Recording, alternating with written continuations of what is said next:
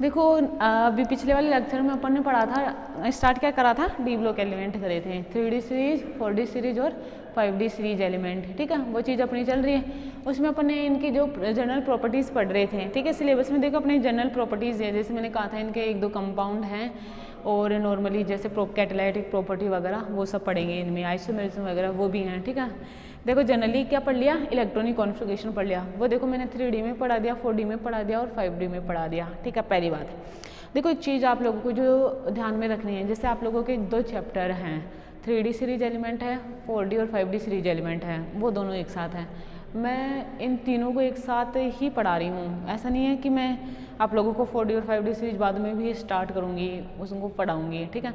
मैं यहाँ पे साथ लेके चल रही हूँ उनको भी, बोले तो अपने तीनों सीरीज साथ में चल रही है। आप लोगों की जैसे 2 चैप्टर में है ना, 3D सीरीज एक अलग चैप्टर है, 4D और 5D सीरीज एक अलग चैप्टर है, तो आप लोग क्या करोगे, मेरे साथ साथ ही पढ़ोगे, जैसे मैं पढ़ा रही हूँ वैसे ही, ठीक है।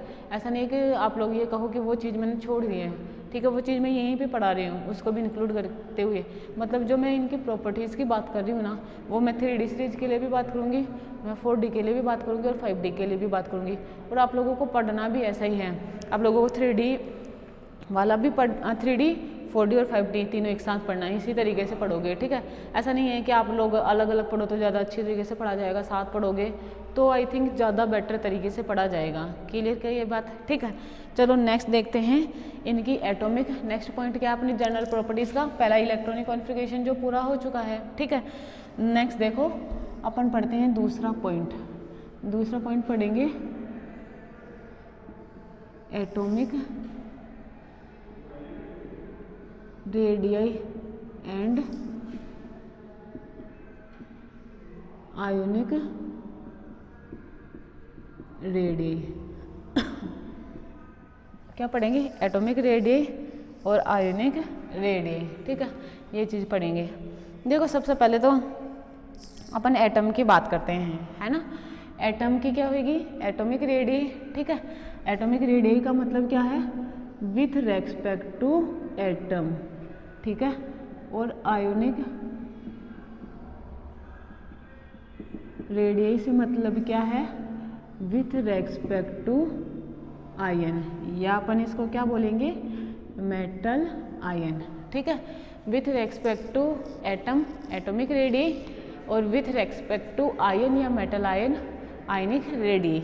अब देखो ये आयन जो है ना, ये एक पॉजिटिव स्पीसीज पॉजिटिव आयन भी हो सकता है या फिर ये नेगेटिव आयन भी हो सकता है। मैंने क्या कहा, ये पॉजिटिव आयन भी हो सकता है और ये नेगेटिव आयन भी हो सकता है, ठीक है। तो देखो सबसे पहले अपन जैसे एटॉमिक रेडियाई की बात करें, ठीक है, एटॉमिक रेडियाई देखो नॉर्मल इसकी परिभाषा क्या लिखेंगे, किसी एटम में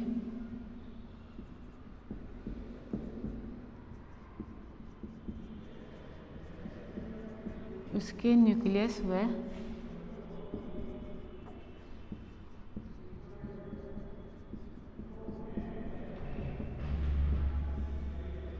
आउटरमोस्ट सेल में प्रेजेंट इलेक्ट्रॉन के बीच की दूरी उसकी एटॉमिक रेडियाई कहलाती है। क्या कहलाती है, उसकी एटॉमिक रेडियाई कहलाती है। क्या लिखा मैंने, किसी एटम में उसके न्यूक्लियस व उसके आउटरमोस्ट सेल में प्रेजेंट इलेक्ट्रॉन के बीच की दूरी उसकी एटॉमिक रेडियाई कहलाती है, ठीक है। जैसे ये न्यूक्लियस की बात करूँ मैं, ठीक है, जैसे ये न्यूक्लियस है और मैंने कहा जैसे ये भी सेल है, ठीक है, मैंने कहा ये भी सेल है। देखो इधर देखो इस चीज़ को, मैं यहाँ पे लिखूँ जैसे ये क्या है, न्यूक्लियस है, ठीक है। मैं कहूँ इसके एक सेल ये रहा इस तरीके से, मैं कहूँ एक सेल इसका ये रहा इस तरीके से, मैं कहूँ एक सेल इसका ये रहा इस तरीके से। बात समझ में आ रही है। दूसरी जब मन में ये कहे कि जैसे ये आउटर मोस्ट सेल है, देखो इस सेल में भी इलेक्ट्रॉन है, इसमें भी इलेक्ट्रॉन है और इसमें भी इलेक्ट्रॉन है। जैसे मैंने कहा ये इलेक्ट्रॉन जैसे इस तरीके से भरे हुए हैं, इस तरीके से हैं, इन सब में इस तरीके से इलेक्ट्रॉन लिखे गए हैं, ठीक है। अब देखो ये न्यूक्लियस और ये आउटर मोस्ट सेल है, ठीक है। किसी भी इलेक्ट्रॉन की बात कर सकते हैं, जैसे आउटर मोस्ट सेल में हो सकता है ना एक से ज़्यादा इलेक्ट्रॉन हो, तो अपन क्या करेंगे, किसी भी इलेक्ट्रॉन को ले सकते हैं। तो उस न्यूक्लियस के सेंटर और इलेक्ट्रॉन के बीच की ये जो डिस्टेंस है, ये क्या कहलाएगी, इसकी एटॉमिक रेडियाई। क्या कहलाएगी, इसकी एटॉमिक रेडियाई। बात क्लियर, ठीक है। ये चीज़। दूसरी चीज़ देखो मैंने क्या लिखी, आयोनिक रेडियाई, आयोनिक रेडियाई, ठीक है। देखो परिभाषा इसकी सेम होती है। अपन क्या कहे कि जैसे एटम की बात कर रहे हैं ना, तो एटम का मतलब है कि जैसे न्यूट्रल स्पीसीज के बारे में, क्लियर। और अगर आयन की बात करेंगे, जैसे मैंने कहा या तो पॉजिटिव या नेगेटिव, ठीक है। तो अपन इसकी परिभाषा क्या बोलेंगे, किसी भी आयन के न्यूक्लियस और उसके आउटर मोस्ट सेल, जैसे ये है। आयन की बात करें तो देखो आयन की शेप भी अपन इस तरीके से बनाएंगे, या तो उस पर पॉजिटिव चार्ज होएगा या क्या होएगा, उस पर नेगेटिव चार्ज होएगा। तो किसी आयन, जैसे यहाँ पे एटम मेंशन करा, तो परिभाषा में क्या लिखूंगी, किसी आयन में उसके न्यूक्लियस और उसके आउटर मोस्ट सेल में प्रेजेंट इलेक्ट्रॉन के बीच की डिस्टेंस क्या कहलाएगी, उसकी आयनिक रेडियाई कहलाएगी, ठीक है। लिखूँ मैं इस चीज़ को, किसी आयन के न्यूक्लियस व उसके आउटर मोस्ट सेल में प्रेजेंट इलेक्ट्रॉन के बीच की दूरी उसकी आयोनिक रेडियाई कहलाती है, ठीक है। उसकी आयनिक रेडियाई कहलाएगी। ये देखो नॉर्मल परिभाषाएं जो अपना टॉपिक है, आयनिक रेडियाई और एटॉमिक रेडियाई, उसकी मैंने क्या लिखी, डेफिनेशन लिखी। और ये किस तरीके से होती है, ये डायग्रामली अपन इस तरीके से इसको रिप्रेजेंट कर सकते हैं, ठीक है। देखो अपन जो पी ब्लॉक एलिमेंट हैं, जो आप लोग फर्स्ट ईयर में पढ़ चुके हों, उनके लिए अपन क्या पढ़ते हैं कि वो वर्ग में समानताएं शो करते हैं। और वर्ग क्या होते हैं, आवर्त सारणी की जो खड़ी लाइनें होती हैं वो क्या कहलाती हैं, वर्ग कहलाती हैं, ग्रुप कहलाती हैं। वो एक वर्ग में समानताएं शो करते हैं। बोलते हैं एक वर्ग में जितने भी एलिमेंट रखे जाएंगे वो सारे के सारे एलिमेंट, उनकी फिजिकल प्रॉपर्टीज़, उनकी केमिकल प्रॉपर्टीज़ क्या होती हैं, सेम होती हैं। क्लियर क्या ये चीज़, ठीक। जनरली क्या होता है कि अपन डी ब्लॉक एलिमेंट में ये वाली चीज़ कंसिडर नहीं करते हैं कि अपन ये कहें कि डी ब्लॉक एलिमेंट जो कि वर्ग संख्या 3 से स्टार्ट होते हैं और वर्ग संख्या 12 तक आते हैं, पढ़ते हैं ना अपन ये वाली चीज़ कि ये जो डी ब्लॉक एलिमेंट हैं ये क्या है, ग्रुप नंबर 3 से स्टार्ट होते हैं और ग्रुप नंबर 12 पे क्या होते हैं, कंप्लीट होते हैं, एंड होते हैं। क्लियर क्या ये चीज़। तो अपन ये नहीं कह सकते इनके लिए कि जैसे थर्ड ग्रुप के एलिमेंट जैसे यहाँ रखे जाएंगे, ऐसे में बात करूँ 4th 5th 6th एंड जो भी है 12 है, इस तरीके से इलेक्ट्रॉन यहाँ पे एटम यहाँ पे रखे जाएंगे, एलिमेंट्स जो भी हैं। तो ऐसा नहीं है कि ये वाला इनके साथ समानताएं शो करेगा, ये इनके साथ समानताएं शो करेगा, ये इनके साथ, ये इनके साथ और ये इनके साथ, ऐसा नहीं होता है। इनमें नॉर्मली ग्रुप में समानताएं ना होकर आवर्त में समानताएं होती हैं। बोले तो एक आवर्त के, जैसे मैं बात करूँ 4th आवर्त के एलिमेंट होंगे, 5th आवर्त के होंगे, 6th के होंगे, 7th के होंगे, तो वो आवर्त वाले एलिमेंट आपस में समानताएं शो करते हैं, ग्रुप वाले एलिमेंट समानताएं शो नहीं करते हैं। ये बात आप लोग ध्यान में रखोगे। और ऐसा क्यों होता है इस चीज़ को अपन पढ़ेंगे।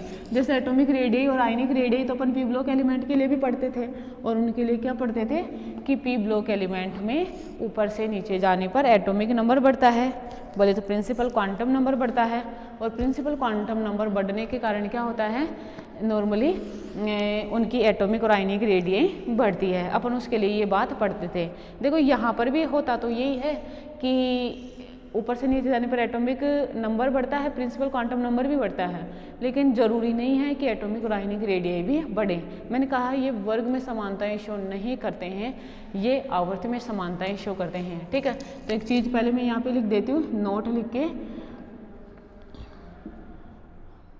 डी ब्लॉक एलिमेंट,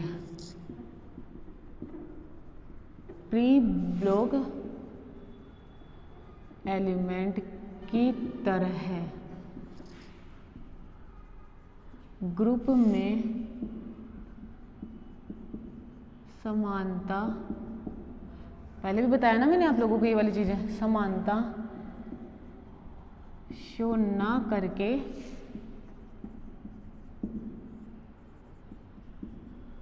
आवर्त में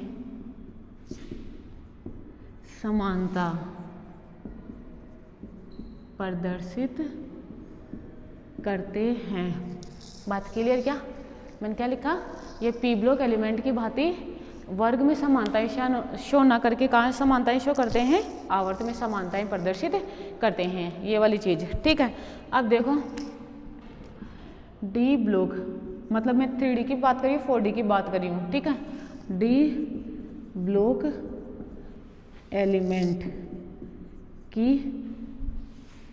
एलिमेंट्स की एटॉमिक व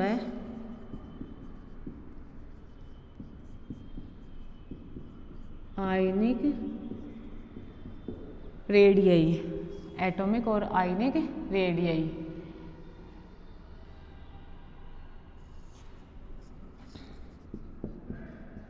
आवर्त के स्टार्टिंग एलिमेंट्स की कम मध्यवर्ती एलिमेंट्स की लगभग समान व अंतिम तत्वों की आवर्त के स्टार्टिंग एलिमेंट की अधिक बीच वाले की कम मध्यवर्ती एलिमेंट की लगभग समान व अंतिम तत्वों की अधिक होती है। दैट मीन्स ये एक ही आवर्त में असमान एटॉमिक और आयोनिक रेडियई प्रदर्शित करते हैं। ठीक है, क्या लिखा मैंने, डी ब्लॉक एलिमेंट की एटॉमिक और आयनिक रेडियई आवर्त की स्टार्टिंग एलिमेंट की कम होती है, मध्यवर्ती एलिमेंट की लगभग समान होती है, वह अंतिम एलिमेंट्स की अधिक होती है। दैट मीन्स ये एक ही आवर्त में क्या होते हैं, असमान एटॉमिक और असमान आयनिक रेडियई प्रदर्शित करते हैं। बात समझ में आई क्या? और ऐसा क्यों करते हैं, क्या कारण होता है कि इस तरीके का अबनॉर्मल व्यवहार शो करते हैं? इसके दो कारण हैं। ठीक है, देखो पहला कारण तो है इसको, है ना, मतलब इस फैक्ट को, इसको निम्न 2 पॉइंट्स द्वारा समझाया जा सकता है। ठीक है, 2 पॉइंट है जिनके द्वारा अपन इसको समझा सकते हैं। और किसको समझाना है कि एक आवर्त में क्या होता है, असमान एटॉमिक और आयनिक रेडियई ये शो करते हैं। ठीक है, क्यों शो करते हैं? इसका पहला रीजन तो देखो होता है attraction in between nucleus and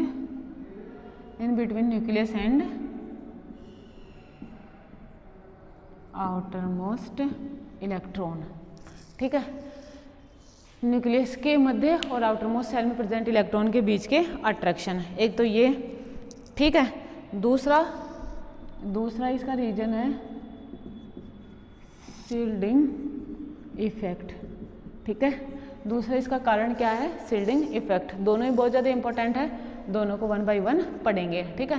पहला देखो मैंने क्या लिखा, attraction in between nucleus and outermost electron, दूसरा मैंने लिखा शील्डिंग इफेक्ट, ठीक है।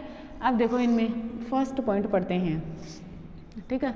फर्स्ट पॉइंट क्या है, अट्रैक्शन इन बिटवीन न्यूक्लियस और आउटरमोस्ट सेल में प्रेजेंट इलेक्ट्रॉन। देखो क्या होता है कि अपन ये पढ़ते हैं एटॉमिक नंबर बढ़ रहा है, एटॉमिक नंबर बढ़ रहा है, ठीक है, पढ़ते हैं ना ये वाली चीज़। एटॉमिक नंबर बढ़ रहा है, उसके साथ साथ क्या है, नंबर ऑफ इलेक्ट्रॉन भी बढ़ रहे हैं, ये चीज़ पढ़ते हैं ना। एटॉमिक नंबर बढ़ने का मतलब क्या है, नंबर ऑफ इलेक्ट्रॉन का बढ़ना। बताओ नंबर ऑफ इलेक्ट्रॉन बढ़ रहे हैं, इसका मतलब वो आके न्यूक्लियस के साथ जुड़ रहे हैं, ठीक है, क्या बात है। बताओ कोई भी स्पीशीज किसी के साथ जुड़ेगी, क्यों जुड़ेगी, या तो दोनों में बहुत अच्छा रिलेशनशिप हो, ठीक है, या किसी एक को दूसरे से फ़ायदा हो। बात समझ में आ रही है मेरी बात, ठीक है। मैंने कहा इलेक्ट्रॉन न्यूक्लियस की तरफ आते हैं, उससे जुड़ते हैं, इसलिए नंबर ऑफ इलेक्ट्रॉन बढ़ते जाते हैं। मुझे एक बात बताओ, जब न्यूक्लियस उनको अट्रैक्ट करेगा तो ही तो वो उसके अंदर आके जुड़ेंगे। अगर ये अट्रैक्शन ही ख़त्म हो जाए तो कोई भी इलेक्ट्रॉन आके उसमें नहीं जुड़ेगा, पहली चीज़, ठीक है क्या। तो उसी चीज़ को यहाँ पे ये बताया गया है इस पॉइंट से, attraction in between nucleus and outermost cell electron, ठीक है। देखो जैसे कोई भी स्पीसीज है ना, जैसे मैंने कहा ये न्यूक्लियस है, ठीक है, मैं इलेक्ट्रॉन जोड़ूँ, इसमें जुड़ा, मैं इलेक्ट्रॉन यहाँ पे दूँ, ये जुड़ा, ये भी जुड़ा, ये भी जुड़ा, ये भी जुड़ा, ये भी जुड़ा, ये भी जुड़ा और ये भी जुड़ा, इस तरीके से इलेक्ट्रॉन जुड़े। बताओ इन सभी इलेक्ट्रॉनों पर क्या होता है, नेगेटिव चार्ज, और न्यूक्लियस के अंदर क्या होता है, पॉजिटिव चार्ज। और बताओ दो अपोजिट चार्जेस के बीच में क्या पाया जाता है, अट्रैक्शन पाया जाता है, हमेशा ही क्या पाया जाता है, इनके बीच में अट्रैक्शन पाया जाता है। बात क्लियर। अट्रैक्शन के कारण इलेक्ट्रॉन न्यूक्लियस के अंदर जुड़ते जाते हैं, इसलिए एटॉमिक नंबर बढ़ने के साथ साथ इलेक्ट्रॉन भी बढ़ते जाते हैं। बात समझ में है क्या। मुझे एक बात तो, अट्रैक्शन नहीं हो तो ये किसी तरीके से जुड़ेंगे नहीं, अट्रैक्शन है तो ये इनके साथ जुड़ेंगे। ये बात समझ में है आप लोगों को, ठीक है।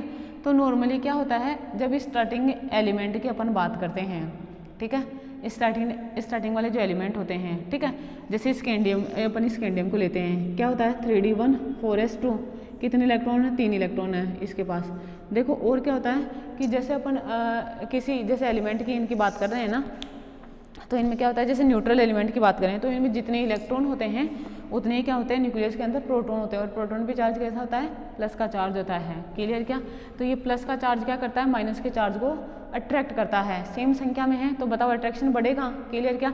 अब जैसे जैसे एटॉमिक नंबर बढ़ा, एटॉमिक नंबर बढ़ने के साथ साथ सॉरी, एटॉमिक नंबर बढ़ने के साथ साथ क्या है, उसमें क्या हो रहा है, number of electron, number of proton बढ़ रहे हैं, इसका मतलब अट्रैक्शन बढ़ रहा है।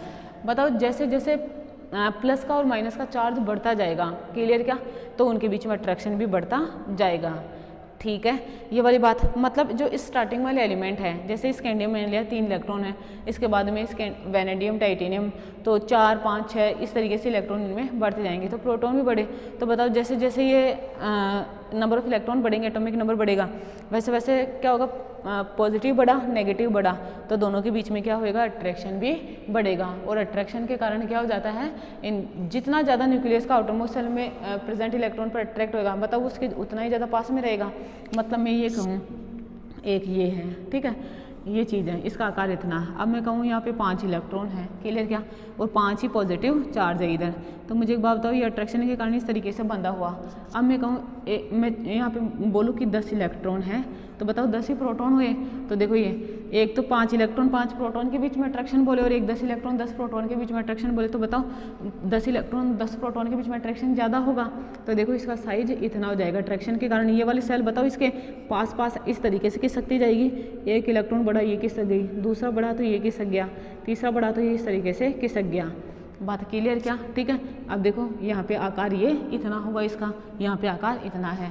तो स्टार्टिंग में क्या होता है नॉर्मली कि इलेक्ट्रॉन न्यूक्लियस से बहुत ज़्यादा अट्रैक्टिव रहते हैं, और अट्रैक्शन के कारण इनका साइज क्या होता है, कम रहता है। बात क्लियर।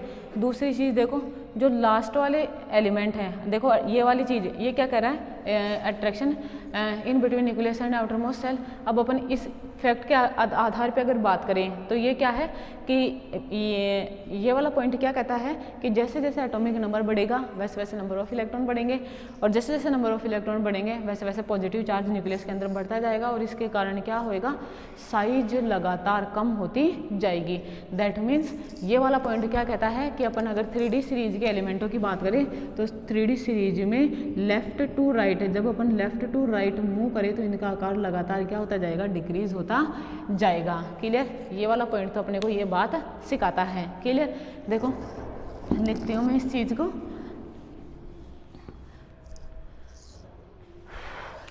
पहला पॉइंट लिखा मैंने, attraction in between nucleus and outermost electron. ठीक है, क्या लिखूं, इसके अनुसार जैसे जैसे एटॉमिक नंबर बढ़ता जाता है, number of electrons and number of protons same संख्या में बढ़ते जाते हैं। क्या होएगा, सेम संख्या में बढ़ते जाते हैं, जिससे आने वाले इलेक्ट्रॉन पर नाभिक का आकर्षण बल भी बढ़ता जाता है। नाभिक का आकर्षण बल भी बढ़ता जाता है, और अगर आकर्षण बल बढ़ेगा तो सेल, जो आउटरमोस्ट सेल है वो न्यूक्लियस के क्या आती जाएगी, पास आती जाएगी। ठीक है, तो मैं यहाँ पे स्टेटमेंट को कंटिन्यू रखूँ, नाभिक का आकर्षण बल भी बढ़ता है,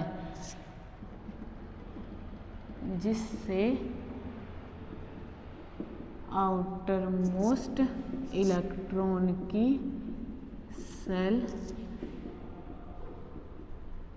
न्यूक्लियस के पास आती जाती है, न्यूक्लियस के पास आती जाती है, और आकार कम हो जाता है। ठीक है, न्यूक्लियस के पास आती जाएगी तो आकार क्या हो जाएगा, कम हो जाएगा। क्लियर ये वाली चीज। ठीक है, दैट मीन्स इसके अनुसार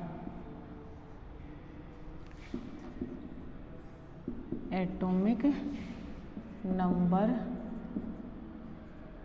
बढ़ने के साथ साथ सीरीज में एलिमेंट्स का आकार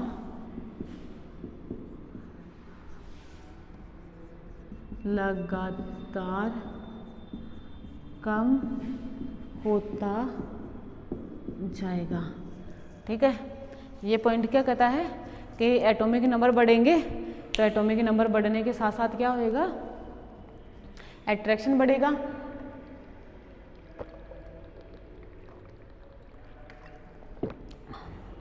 अट्रैक्शन बढ़ने के कारण सेल, आउटरमोस्ट सेल क्या है, न्यूक्लियस के पास आती जाएगी, और पास आने के कारण क्या होएगा कि उनका आकार लगातार सीरीज में, जितना ज़्यादा एटॉमिक नंबर होएगा उतना कम उनका आकार होता जाएगा। ये वाला पॉइंट अपने को क्या बोलता है कि लगातार आकार बढ़ने से, एटॉमिक नंबर बढ़ने से क्या होएगा, आकार लगातार कम होता जाता है।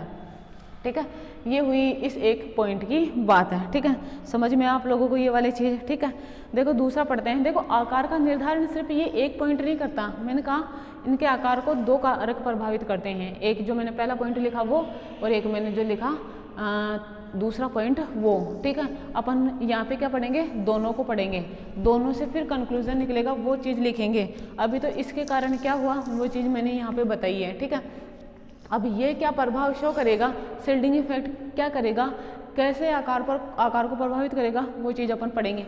फिर दोनों को मिला के जो रिजल्ट दोनों को मिला के जो अपन निकालते कंक्लूजन वो एकदम सही होएगा, वो अप्लाई करेंगे इन पर। ठीक है, तो नेक्स्ट अपन पॉइंट अपना पढ़ते हैं शिल्डिंग इफेक्ट। दूसरा क्या है अपना, शिल्डिंग इफेक्ट। ठीक है, देखो शिल्डिंग इफेक्ट क्या है, इसको मिटा देती हूँ पहले।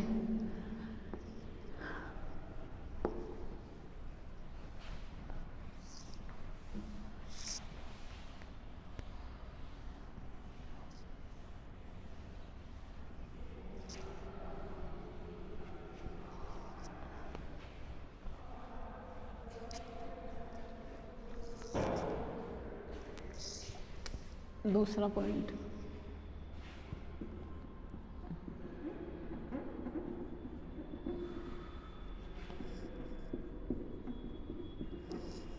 Shielding effect. ठीक है, अब देखो शिल्डिंग इफेक्ट में अपन क्या पढ़ते हैं। देखो क्या है शिल्डिंग इफेक्ट, जैसे मैं ये कहूँ कि जैसे अपन ये बोले कि ये न्यूक्लियस है। ठीक है, ये न्यूक्लियस, ये इसका n-1d, ये क्या है इसका n-1d सेल। ठीक है, और ये लिखूं इसका ns सेल। ठीक है, ये लिख दे इसका, मतलब गोल गोल बना लेना, ये है ना, मुझसे थोड़े से टेढ़े वेढ़े बन रहे हैं, आप लोग गोल बनाना। ये n-1d सेल लिखा, इसको अंदर की साइड लिख रही हूँ n-1d सेल। ठीक है, क्या ये लिखूँ ns सेल। क्लियर। ठीक, अब मुझे एक बात बताओ, जो अपन डी ब्लॉक एलिमेंटों की बात करते हैं तो डी ब्लॉक एलिमेंट में क्या होते हैं, पहले इलेक्ट्रॉन कहाँ पे जाते हैं, ns में। मतलब ये ns जो सेल है ये क्या होता है, फुली फिल्डेड होता है। ठीक है, फुली फिल्डेड होता है। क्लियर ये वाली चीज़। और फुली फिल्डेड होने के कारण मतलब ये पूर्ण रूप से भरा होता है, 2 इलेक्ट्रॉन इसमें मौजूद होते हैं। अब जो इलेक्ट्रॉन आते हैं वो कहाँ पे आते हैं, n-1d सेल में आता है। बात क्लियर। अब जैसे यहाँ पे सुनना, देखो जरा, यहाँ पे पहले से इलेक्ट्रॉन है, इस आउटर मोस्ट सेल में पहले से इलेक्ट्रॉन है। बताओ ये तभी तो प्रेजेंट है जब न्यूक्लियस और इसके बीच में अट्रैक्शन है, तभी प्रेजेंट रहेंगे, क्योंकि ये अट्रैक्ट करेगा तो ही तो रहेंगे, अट्रैक्ट नहीं करा तो क्यों रहेंगे, ये समझ रहे हो मेरी बात। ठीक है, अब मुझे एक बात बताओ, यहाँ पे इलेक्ट्रॉन आता है n-1d में, तो n-1d में भी तो तभी आ सकता है ना जब ये न्यूक्लियस से अट्रैक्ट रहे। बात समझ में आ रही है। और मुझे एक बात बताओ, अगर अपन दोनों सेलों की बात करें, इन दोनों की, तो बताओ यहाँ पे अट्रैक्शन इस अट्रैक्शन के कंपैरिजन में ज़्यादा होगा, क्योंकि ये न्यूक्लियस के ज़्यादा पास में है। बात क्लियर क्या, ज़्यादा पास में होने के कारण न्यूक्लियस का इस पर इलेक्ट्रोस्टैटिक फोर्स ऑफ अट्रैक्शन ज़्यादा होगा as compare to ns shell. Clear. अब बता, अब एक बात सुनो, देखो इस पर अट्रैक्शन ज़्यादा, इस पर अट्रैक्शन कम होएगा। क्लियर। अब जैसे अपनी स्टार्टिंग एलिमेंट की बात करें, जैसे मैं बात करूँ 1 इलेक्ट्रॉन है, जैसे फिर 2 इलेक्ट्रॉन, फिर 3 इलेक्ट्रॉन, फिर 4 इलेक्ट्रॉन, 5 इलेक्ट्रॉन, फिर 10 इलेक्ट्रॉन, इसी तरीके से तो भरे जाएंगे इसमें। समझ में आ रही है मेरी बात, इसी तरीके से भरे जाएंगे ना इनमें। अब देखो क्या है कि जैसे यहाँ पे 1 इलेक्ट्रॉन आया, ठीक है, तो ये इससे अट्रैक्शन शो करेगा। अब बताओ यहाँ पे भी इलेक्ट्रॉन और यहाँ पे भी इलेक्ट्रॉन, सेम चार्जेस है, और सेम चार्जेस के बीच में क्या होता है, रिपल्शन, ये एक दूसरे को दूर धकेलेंगे। बात क्लियर क्या। जैसे जैसे यहाँ पे नंबर ऑफ इलेक्ट्रॉन बढ़ते जाएंगे, तो बताओ नेगेटिव चार्ज बढ़ा, नेगेटिव चार्ज बढ़ा, तो बताओ इन दोनों के बीच का क्या है, रिपल्शन। बोल तो एक दूसरे को धकेलने का जो गुण है वो क्या होता जाएगा, बढ़ता जाएगा। बात क्लियर क्या। तो यहाँ पे जैसे जैसे इलेक्ट्रॉन बढ़ते जाते हैं वैसे वैसे इन दोनों के बीच का जो क्या है, रिपल्शन बढ़ता जाता है। बताओ अगर रिपल्शन बढ़ा तो ये न्यूक्लियस यहाँ से अपनी जगह से थोड़ा ये धक्का मारा इसको, तो नीचे की साइड आएगा। बताओ नीचे की साइड आया तो देखो यहाँ पे आ गया, तो बताओ यहाँ पे अगर रिपल्शन इसका ज़्यादा हो जाए दोनों के बीच में तो ये डिस्टेंस बढ़ जाएगी, डिस्टेंस बढ़ी तो बताओ न्यूक्लियस और इसके बीच का जो इलेक्ट्रोस्टैटिक फोर्स ऑफ अट्रैक्शन है वो क्या हो जाएगा, कम हो जाएगा। और कम होने के कारण क्या हो जाएंगे, इसका साइज बढ़ जाएगा। ठीक है, ये प्रभाव इन इलेक्ट्रॉनों का इन इलेक्ट्रॉनों पर जो प्रभाव पड़ता है जिसके कारण एक दूसरे से रिपेल होते हैं, जिसके कारण एटम या आयन का साइज बढ़ जाता है, ये क्या कहलाता है, शिल्डिंग इफेक्ट कहलाता है। बात मेरी समझ में आई क्या, शिल्डिंग इफेक्ट क्या होता है। शिल्डिंग इफेक्ट अपन किसकी बात करते हैं, दोनों सेल में प्रेजेंट इलेक्ट्रॉनों के बीच में जो इंटर इलेक्ट्रॉनिक रिपल्शन होता है वो इनका शिल्डिंग इफेक्ट कहलाता है, जिसके कारण इनका साइज क्या होता है, बढ़ जाता है। बात क्लियर, ठीक। अब देखो दूसरी चीज़ क्या है, मुझे एक बात बताओ, जब अपन स्टार्टिंग वाले एलिमेंट की बात करते हैं तो स्टार्टिंग वाले एलिमेंट में n-1d सेल में इलेक्ट्रॉन कम है, ठीक है, तो ये शिल्डिंग इफेक्ट नहीं के बराबर वर्क करता है। क्लियर ये वाली बात। यहाँ पर वर्क कौन सा करता है, केवल वो अट्रैक्शन इन बिटवीन न्यूक्लियस और आउटर मोस्ट सेल, तो बताओ उसके कारण इनका आकार क्या रहेगा, कम रहेगा। क्लियर ये चीज़। दूसरा चीज़ देखो, बताओ जो मिड वाली चीज़ें हैं, मिड वाले एलिमेंट हैं, वहाँ पे देखो इलेक्ट्रॉन बढ़ेंगे। क्लियर ये वाली चीज़, लेकिन पहले के कंपैरिजन में तो बढ़े लेकिन इतने ज़्यादा नहीं बढ़े, तो यहाँ पे मतलब शिल्डिंग इफेक्ट बढ़ा तो सही लेकिन इतना ज़्यादा नहीं बढ़ा, तो यहाँ पे और परिरक्षण प्रभाव भी उतने, तो आकार लगभग क्या हो जाता है, मतलब इतना रिपल्शन इनमें नहीं होता है, तो आकार लगभग समान हो जाएगा। लास्ट वाले में देखो 10, 8, 9 इलेक्ट्रॉन हो जाते हैं, बताओ ये वाले इलेक्ट्रॉन हो गए तो ज़्यादा इलेक्ट्रॉनिक रिपल्शन तो आकार बढ़ जाएगा। अंतिम जो एलिमेंट होते हैं उनका आकार ज़्यादा होता है, क्योंकि n-1d सेल में वहाँ पे क्या होते हैं, नंबर ऑफ इलेक्ट्रॉन ज़्यादा होते हैं, और नंबर ऑफ इलेक्ट्रॉन ज़्यादा होने के कारण रिपल्शन ज़्यादा होने के कारण शिल्डिंग इफेक्ट ज़्यादा होने के कारण आकार ज़्यादा। बात क्लियर क्या, ये रिजल्टेंट दोनों का कंबाइन रूप, इस कारण क्या होते हैं, ये एक आवर्त में असामान्य एटॉमिक और आयनिक रेडियाई शो करते हैं। ठीक है, आप इस बात को ध्यान में रखोगे। क्लियर क्या, चलो जो मैंने समझा है उस चीज़ को मैं लिख देती हूँ। क्लियर, देखो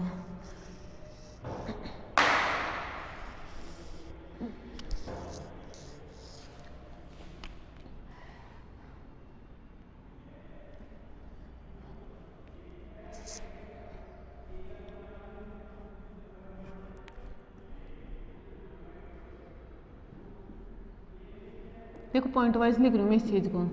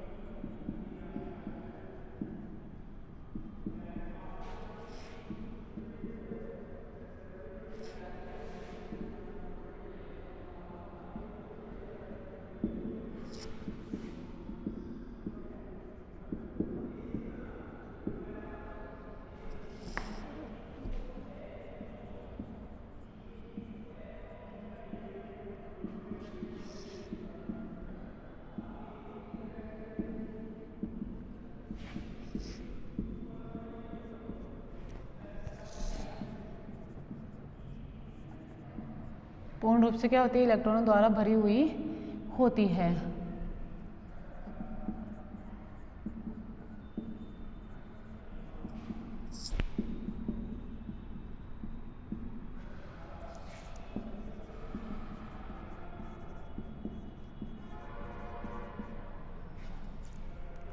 स्थित होती है।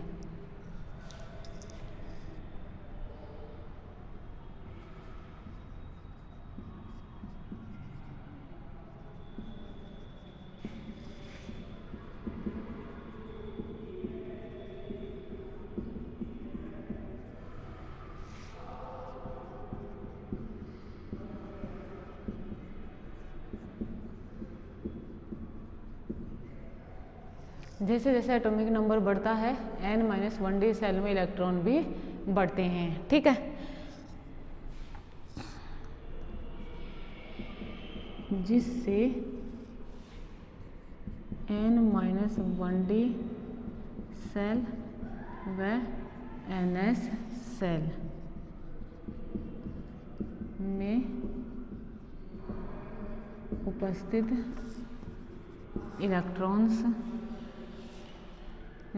इलेक्ट्रॉन्स के बीच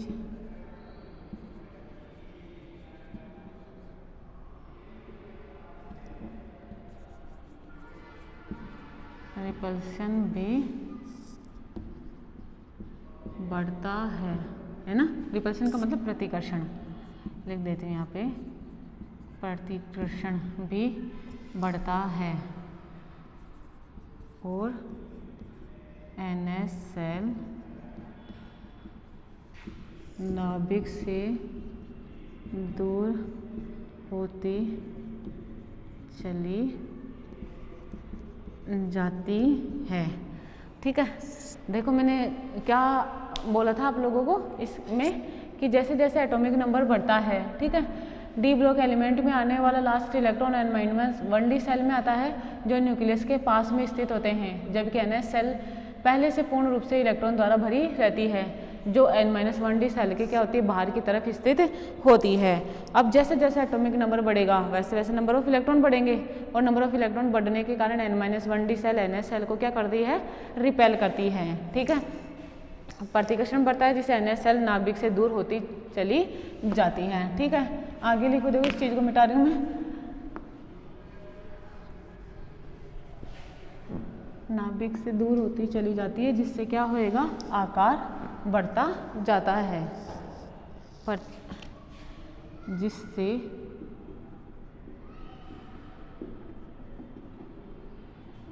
एलिमेंट का आकार बढ़ता जाता है, जिससे क्या होगा, एलिमेंट का आकार क्या हो जाएगा, बढ़ता जाएगा। ठीक है,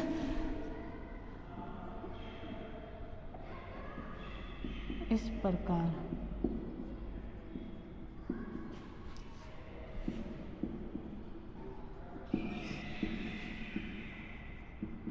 इलेक्ट्रॉनिक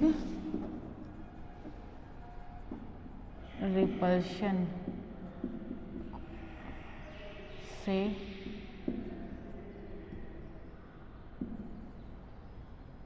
एलिमेंट हो जाता है, अतः इस प्रभाव को शील्डिंग इफेक्ट कहते हैं। ठीक है, inter electronic repulsion in between two shell is called shielding effect. मैंने क्या लिखा, जिससे एलिमेंट का आकार बढ़ता जाता है, इस प्रकार दो सेल के मध्य इलेक्ट्रॉनिक रिपल्शन से एलिमेंट सील्ड हो जाता है, अतः इस प्रभाव को शील्डिंग इफेक्ट कहते हैं। ठीक है, सील्ड हो जाने का मतलब क्या है, रिपल्शन से एलिमेंट का आकार बढ़ जाता है। ठीक है, मध्य रिपल्शन से आकार बढ़ जाता है, अतः इसे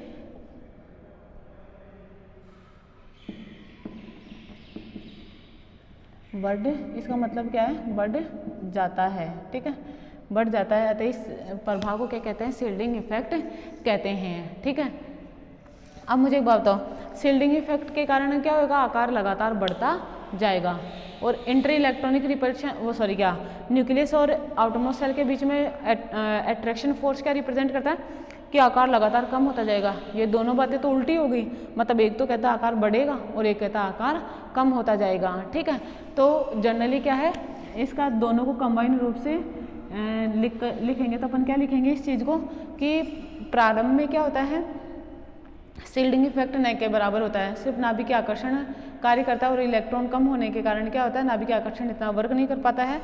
शील्डिंग इफेक्ट भी ज़्यादा वर्क नहीं कर पाता है क्योंकि नंबर ऑफ इलेक्ट्रॉन कम होते हैं N-1D में, तो इनका आकार क्या होता है, सिर्फ एक ही प्रभाव नाभिक का आकर्षण ही प्रेजेंट रहता है, आकार कम हो जाता है। ठीक है, मध्यवर्ती में दोनों प्रभाव लगभग बराबर होते हैं, जबकि लास्ट वाले में शील्डिंग इफेक्ट ज़्यादा हो जाता है और इलेक्ट्रोस्टैटिक फोर्स ऑफ अट्रैक्शन कम हो जाता है, जिसके कारण क्या होता है, उनका आकार बढ़ जाता है। बात क्लियर क्या? ठीक है, तो यहाँ पे लिखो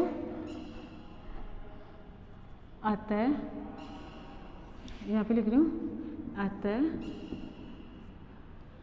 डी ब्लॉक एलिमेंट्स को, डी ब्लॉक एलिमेंट्स के आकार को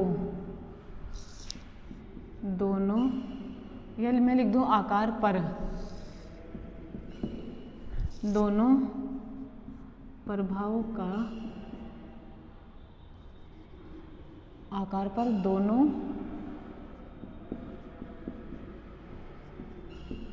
प्रभाव, दोनों का, ऐसे लिख देंगे, दोनों का प्रभाव पड़ता है और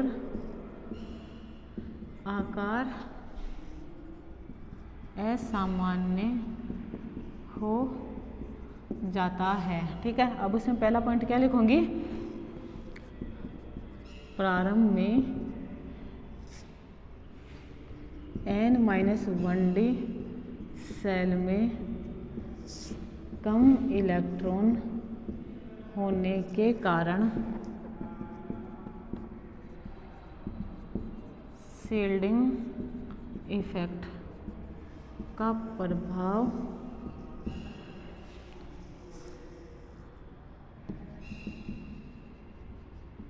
अट्रैक्शन इफेक्ट से कम होता है, अतः इनका आकार कम होता है। ठीक है, तो आकार क्या हो जाएगा, इनका कम होएगा, पहला पॉइंट। ठीक है, मैंने क्या बोला कि शील्डिंग इफेक्ट का प्रभाव क्या है, अट्रैक्शन इफेक्ट से कम होता है, अतः आकार इनका क्या हो जाता है, कम हो जाता है। ठीक है, दूसरा पॉइंट लिखती हूँ,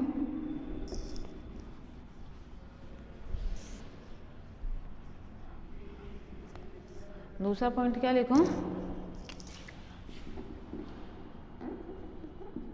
मध्यवर्ती तत्वों में n-1d सेल में इलेक्ट्रॉन्स बढ़ते हैं, अतः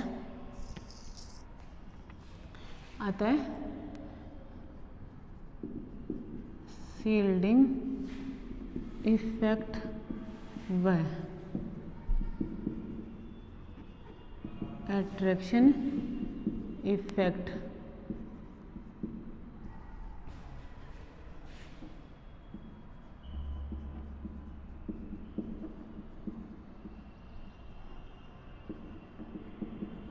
लगभग समान रूप से वर्क करते हैं, अतः इनका आकार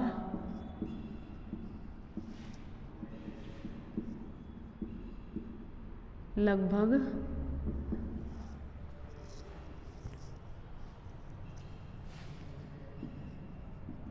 समान ही होता है। ठीक है, मध्यवर्ती एलिमेंट का दोनों प्रभाव समान होंगे तो आकार भी क्या होएगा, समान होएगा। नेक्स्ट देखो, नेक्स्ट पॉइंट क्या लिखूं, जबकि अंतिम तत्व में n-1d सेल ऑलमोस्ट पूर्ण भरा होता है, अतः इन तत्वों में शील्डिंग इफेक्ट, इन तत्वों में शील्डिंग इफेक्ट अट्रैक्शन इफेक्ट से अधिक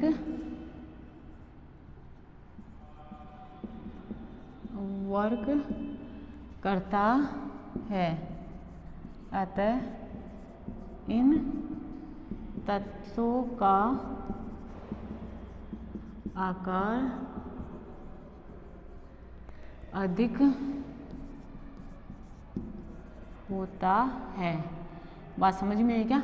मैंने क्या लिखा, जबकि अंतिम तत्वों में n-1d सेल ऑलमोस्ट पूर्ण भरा होता है, मतलब D8 D9 D10 हो सपोज करो, तो क्या होएगा, तत्वों में आता है, इन तत्वों में क्या होता है, n-1d सेल पूर्ण रूप से भरा होने के कारण शील्डिंग इफेक्ट अट्रैक्शन इफेक्ट से क्या हो जाता है, ज़्यादा हो जाता है, और ज़्यादा होने के कारण उनका आकार भी अधिक हो जाता है। ठीक है, तो इन तीनों पॉइंट्स के आधार पर मैं ये कह सकती हूँ ना कि डी ब्लॉक के एलिमेंट सीरीज में अब नॉर्मल साइज बोलते हैं एटॉमिक रेडियई और आयनिक रेडियई प्रदर्शित करते हैं। ठीक है, तो यहाँ पे लिख दूँ मैं, अतः अबव पॉइंट से स्पष्ट होता है कि डी ब्लॉक एलिमेंट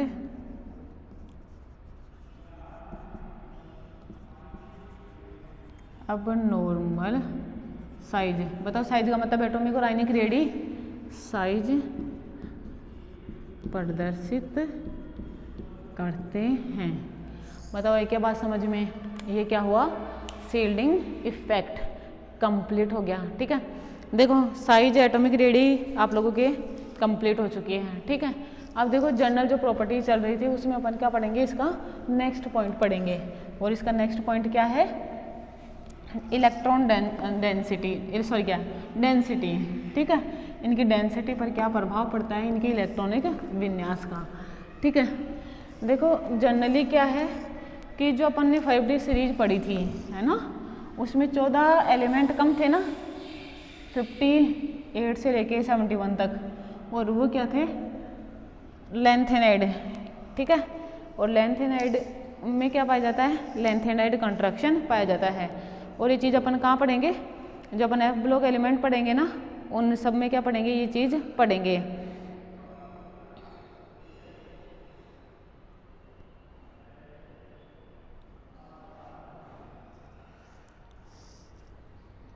ठीक है, देखो मैंने क्या कहा, जनरली क्या होता है कि जो 5D सीरीज के एलिमेंट हैं उनमें क्या पाया जाता है, लेंथेनाइड कंट्रैक्शन पाया जाता है। और लेंथेनाइड कंट्रैक्शन क्या होता है कि लेंथेनाइड सीरीज में आकार लगातार कम होता जाता है। ठीक है, और उस लेंथेनाइड कंट्रैक्शन का प्रभाव क्या पड़ता है, इन पर भी पड़ता है, जो डी ब्लॉक एलिमेंट होते हैं उन पर भी पड़ता है। और ये प्रभाव पड़ने के कारण क्या होता है, नॉर्मली उनका वॉल्यूम कम हो जाता है, और वॉल्यूम कम होने के कारण उनकी इलेक्ट्रॉन डेंसिटी बढ़ जाती है। क्लियर क्या ये वाली चीज़? ठीक है, देखो ध्यान से, जो और भी इसके जो प्रभाव हैं, मतलब डेंसिटी पर, इनकी साइज पर क्या प्रभाव होता है, वो अपन एफ ब्लॉक एलिमेंट में देखेंगे। लेंथेनाइड कॉन्ट्रैक्शन जब पढ़ेंगे, उसका जो परिणाम होता है ना, क्या परिणाम निकलता है, क्या प्रभाव होते हैं, वो दूसरे एलिमेंट को किस तरीके से प्रभावित करता है, वो चीज़ जो अपन वहाँ पे देखेंगे। ठीक है, यहाँ पे नॉर्मल सी बात है, आप नॉर्मल तरीके से समझना। ठीक है, देखो नेक्स्ट 2 पॉइंट हो गए, इलेक्ट्रॉनिक कॉन्फ़िगरेशन हो गया, एटॉमिक साइज हो गई, और एटॉमिक रेडियई हो गई। अब मैं तीसरा पॉइंट ले रही हूँ, डेंसिटी। ठीक है, डेंसिटी, डेंसिटी का मतलब क्या होता है, घनत्व है, represented by small D, D equals to m upon v, मतलब density equals to mass upon volume. ठीक है, इसका मतलब ये हो गया क्या, d is directly proportional to m और d is inversely proportional to v, मतलब वॉल्यूम। वॉल्यूम के क्या होगी, ये इनवर्सली प्रोपोर्शनल होगी। ठीक है, पहली चीज़ तो ये। ठीक है, आप लोग इस बात को ध्यान में रखोगे। ठीक है, अब देखो क्या होता है कि जैसे जैसे इन डी ब्लॉक एलिमेंटों का, है ना, इन डी ब्लॉक एलिमेंटों का जो एटॉमिक नंबर बढ़ता जाता है, ठीक है, एटॉमिक नंबर बढ़ने के कारण क्या होते हैं, इन पर अंतिम, जैसे जैसे अंतिम इलेक्ट्रॉन में अंतिम सेल में इलेक्ट्रॉन आएगा, वैसे वैसे उस पर क्या होगा, नाभिक आकर्षण प्रभाव बढ़ता जाएगा। ठीक है, और नाभिकीय आकर्षण प्रभाव बढ़ने के कारण क्या हो जाएगा, इनके जो परमाणु आयतन है वो बढ़ जाएगा, कम हो जाएगा, छोटा हो जाएगा ना आकार। अगर electrostatic force of attraction of nucleus बड़े आउटर मोस्ट सेल में प्रेजेंट इलेक्ट्रॉन पर तो क्या हो जाएगा, उसका आकार कम हो जाएगा, ठीक है। और कम आकार या बोले तो आयतन कम हो जाएगा, और आयतन कम हो जाए, मुझे एक बात बताओ, ये इसके एंटी प्रोपोर्शनल है, कम हो जाए, ये कम होएगा तो ये बढ़ेगा। क्लियर क्या ये वाली चीज़, ठीक है। तो मुझे एक बात बताओ, अपन एक तो 3D मतलब फर्स्ट सीरीज़ की बात कर लेती हूँ, सेकंड की बात कर लेती हूँ और थर्ड की बात कर लेती हूँ, समझ रहे हो मेरी बात है, ठीक है। मुझे एक बात बताओ, इसके बजाय इसमें और इसके बजाय इसमें जो इलेक्ट्रोस्टैटिक फोर्स ऑफ अट्रैक्शन होएगा न्यूक्लियस का, वो क्या हो जाएगा, ज़्यादा हो जाएगा। क्लियर क्या, और ज़्यादा तो इफेक्ट पता है इन पर लेंथ एंड कॉन्ट्रैक्शन का पड़ता है, जो इनकी इलेक्ट्रॉन डेंसिटी होती है। लेंथ एंड कॉन्ट्रैक्शन के कारण क्या होता है, अपने एटॉमिक नंबर को या इसके बढ़ने को इंक्लूड ना करके लेंथ एंड कॉन्ट्रैक्शन इंक्लूड करें तो वो ज़्यादा सही माना जाएगा। लेंथ एंड देखो यहाँ पे लेंथ एंड कॉन्ट्रैक्शन होता है, और लेंथ एंड कॉन्ट्रैक्शन होने के कारण क्या होता है, इनका आकार बहुत कम हो जाता है। उसका लेंथ एंड कॉन्ट्रैक्शन आकार उनका कम होता है लेंथ एंड्स का, तो उसका प्रभाव पता है 5D सीरीज पर भी पड़ता है। और 5D सीरीज के तत्वों का आकार और कम हो जाता है, मतलब परमाणु आयतन कम हो गया, और परमाणु आयतन कम होने के कारण क्या होता है, जनरली इनकी डेंसिटी बढ़ जाती है। मतलब थर्ड सीरीज के बजाय 4D सीरीज के तत्वों की इलेक्ट्रॉन डेंसिटी ज़्यादा होती है, और 4D के बजाय 5D सीरीज के तत्वों की इलेक्ट्रॉन डेंसिटी ज़्यादा होती है। बल्कि लेंथ एंड कॉन्ट्रैक्शन के कारण तो 5D सीरीज के कुछ एलिमेंटों का आकार 4D सीरीज के एलिमेंट के लगभग बराबर सा हो जाता है। बात क्लियर क्या, डेंसिटी का प्रभाव समझ में आया, ठीक है। देखो इस चीज़ को मैं लिखूँ,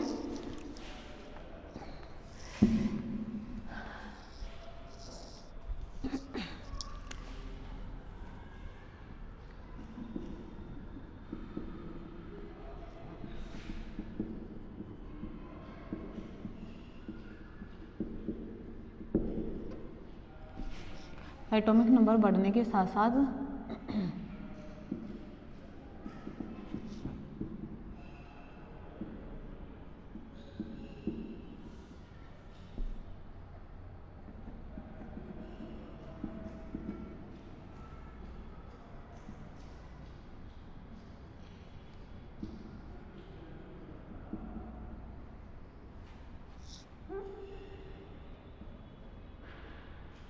एटॉमिक नंबर बढ़ने के साथ साथ न्यूक्लियस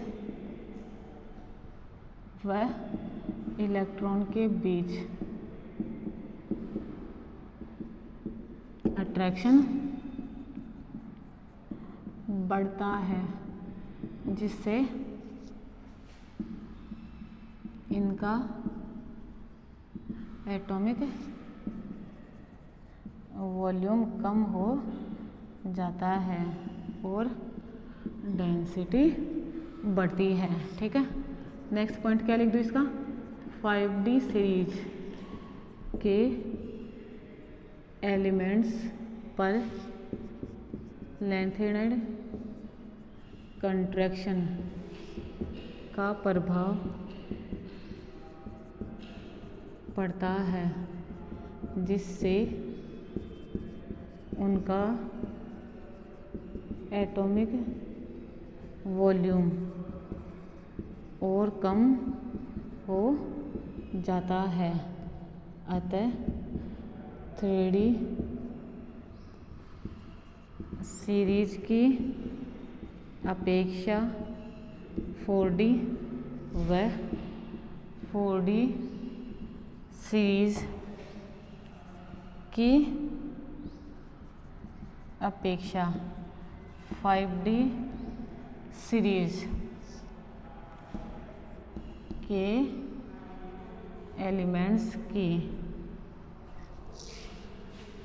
डेंसिटी अधिक होती है, ठीक है। मतलब अपन बात करें 3D सीरीज एलिमेंट है ना, एक तो मैंने लिखा 3D सीरीज एलिमेंट, एक में लिखूं 4D सीरीज एलिमेंट, ठीक है, और एक में लिखूं 5D सीरीज एलिमेंट, ठीक है। तो देखो इधर ऊपर से नीचे आने पर, ऊपर से नीचे मैं अप टू डाउन की बात करी है ना, अप टू डाउन, ठीक है। पहला पॉइंट अपन क्या पढ़ेंगे, ऊपर से नीचे जाने पर एटॉमिक नंबर इंक्रीज हो रहा है, जिससे अट्रैक्शन और अट्रैक्शन किस किस के बीच में, न्यूक्लियस और आउटर मोस्ट सेल में प्रेजेंट इलेक्ट्रॉन के बीच में भी क्या होएगा, बढ़ेगा। ठीक है, बताओ अट्रैक्शन बढ़ा तो इनका एटॉमिक वॉल्यूम क्या हो जाएगा, कम हो जाएगा, और एटॉमिक वॉल्यूम कम होएगा तो इनकी डेंसिटी क्या हो जाएगी, बढ़ जाएगी। ये इसका कंक्लूजन। ठीक है, आगे का नेक्स्ट क्लास में पढ़ेंगे। Thank you so much.